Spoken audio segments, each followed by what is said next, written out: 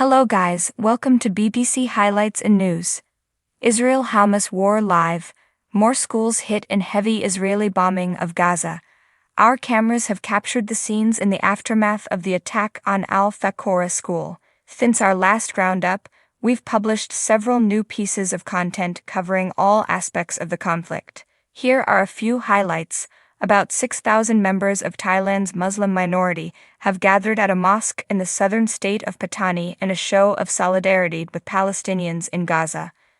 The attendees held prayers for those living under bombardment in the besieged enclave and then joined a protest to denounce human rights violations committed by Israel.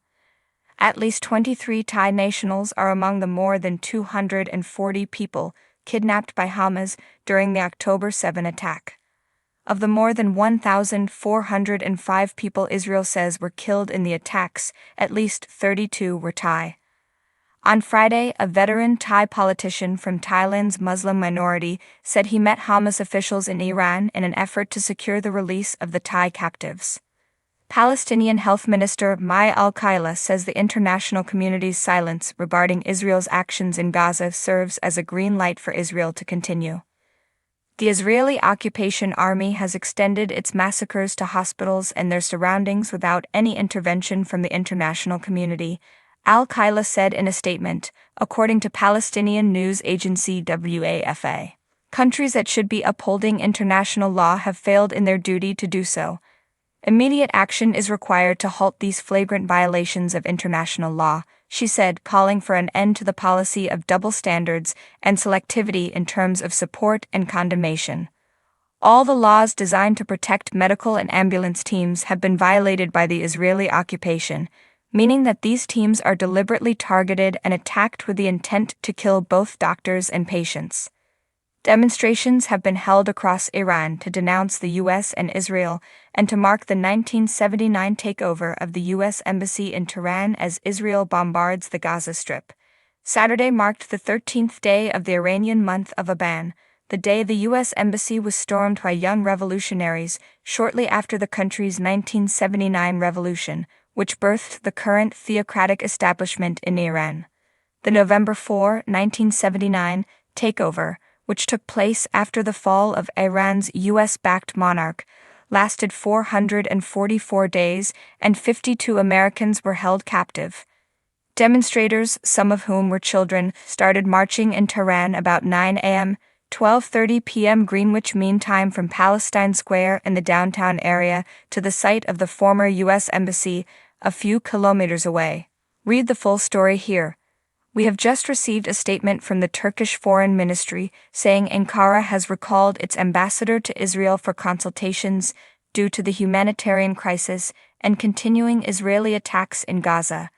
As we reported before, Turkish President Recep Tayyip Erdogan said earlier Netanyahu was no longer someone we can talk to. Israel's envoys to Turkey left the country last month after protests erupted in support of Palestinians. Israel later said it had recalled its envoys to assess bilateral ties. Jordan's King Abdullah II has received a number of Arab foreign ministers and urged them to speak with one voice about Gaza, according to state media.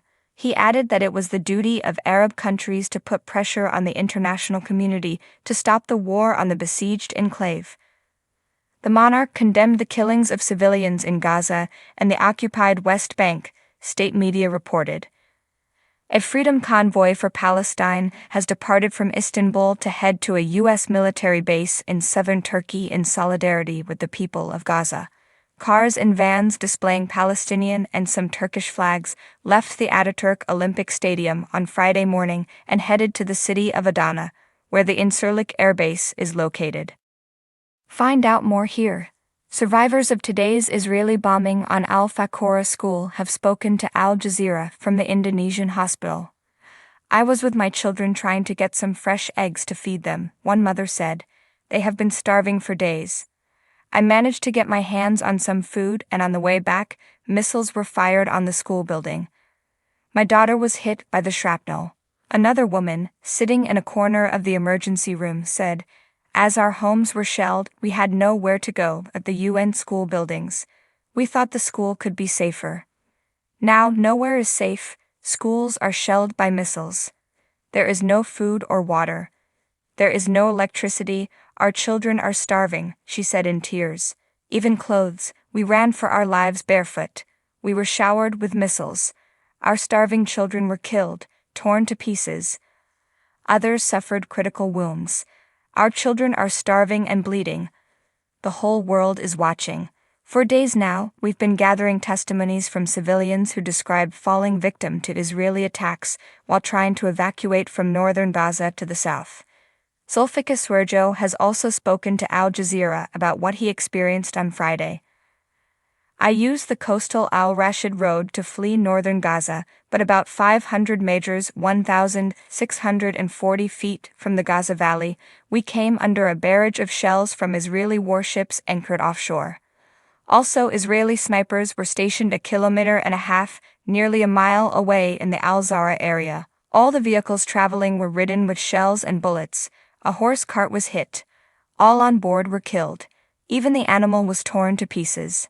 Dozens of academics in Ireland have co-signed an open letter calling on universities in the country to suspend ties with Israeli institutions. Here are some extracts from what they wrote. Many Irish universities and EU-funded research projects have active collaborations with Israeli universities. Israeli universities are, in the words of the Palestinian Campaign for the Academic and Cultural Boycott of Israel, major, willing and persistent accomplices in Israel's regime of occupation and its military infrastructures. Several Palestinian universities in Gaza have been destroyed by Israeli airstrikes, and about 70 academics and 2,000 students are among the civilians killed. The academics call on all universities in Ireland to immediately sever any existing institutional partnerships or affiliations with Israeli institutions. They say those ties should be suspended until the occupation of Palestinian territory is ended. The Palestinian rights to equality and self-determination are vindicated and the right of Palestinian refugees to return is facilitated. Al Jazeera has spoken to Noha Abu Elba, a U.S. citizen who is stuck in the Gaza Strip. On Friday, Abu Elba and her teenage daughter were traveling towards the border with Egypt with hopes of exiting Gaza when they were struck in an Israeli attack. This is her account. We have U.S. citizenship and were told to head to Rafah crossing on the border with Egypt. Our names were on the list of those allowed to leave through Rafah. As we were traveling on the coastal road leading south, our bus was shelled. My daughter, aged 17, lost her arm. Shame on the Israelis, may God punish them. This is my U.S. citizenship, shows her passport. No one is spared. The bus was destroyed and we came to this hospital all this way by foot. We were almost killed. The U.S. Embassy called me and told us to leave through the Rafah crossing. I will sue them all. Displaced people in Rafah and southern Gaza are appealing to the UN and other bodies to take action to improve the poor living conditions inside the crowded facilities, sheltering families fleeing the war.